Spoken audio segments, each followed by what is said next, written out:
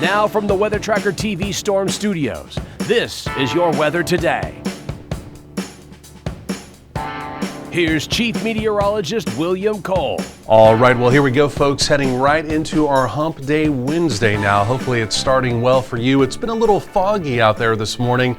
We will begin to lift the fog, and we'll even burn off some of this gray cloud cover as we go through the afternoon. But I tell you what, as we begin to coast now, right down towards the weekend, we do have a big speed bump in the road, and that is still showing up for Friday. In fact, we're still tracking this opportunity of rainstorms and severe weather. The newest data is now coming in this morning. In fact, the printer's been humming all morning, printing off the latest weather charts. So I want to catch you up with the latest details, the latest timing, and the important information you need to know about Friday over the next few minutes. And again, we'll also talk about that weekend forecast. And again, really as we begin to close out the work week today and tomorrow as well. Right around 75 for a daytime high. Again, slow clearing as we go through the afternoon. Like I mentioned, there has been some fog out there, even a little bit of patchy drizzle around the area. Because of that, we do have this dense fog advisory in effect for all of our eastern or southeastern counties.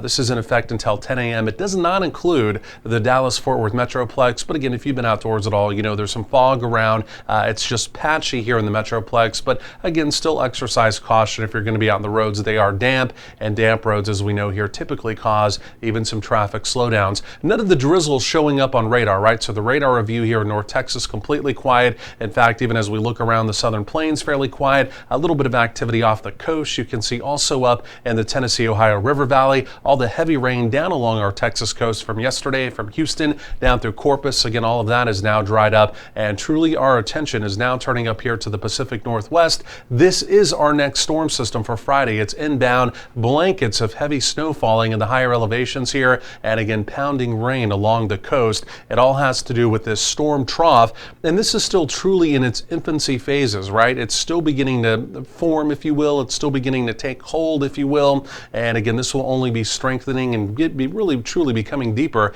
as it does begin to approach North Texas, like I mentioned, as we get into Friday. But again, you can see this looking quite impressive. And again, even the jet stream coming around beginning to enhance as well. So here's what the model does.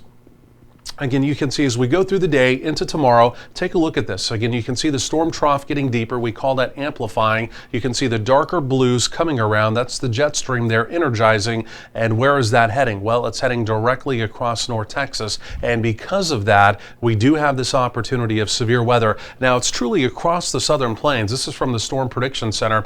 You can see it highlighted there in that very bright shade of red. But for us here in North Texas, this does include all of our coverage area. Now, I can tell you with the newest data coming in this morning, the one area I'm really keying in on, it's essentially the Interstate 35 corridor and locations off to the east. It appears as though after right around 3 p.m. in the afternoon, storms will begin to form just west of the Metroplex, and then we'll see a line, basically a rocket across the area as we go through Friday evening and into Friday night. So this is what the model does. Take a look at that. You can see the model also depicting that 3 p.m. activity quickly developing there just west of the Dallas-Fort Worth Metroplex. It firms up into a line, and then there it is scooting across the area. That's your Friday evening, your Friday night. Again, I know some even Friday night football games have already been canceled around the area. For some reason, yours is not. Really stay plugged into the weather Friday evening and Friday night for that. And of course, for any kind of Friday evening plans, this will be impact, of course, as it does move across our area. So we're tracking that, again, very carefully. The true severe risks that we're going to be concerned about with this,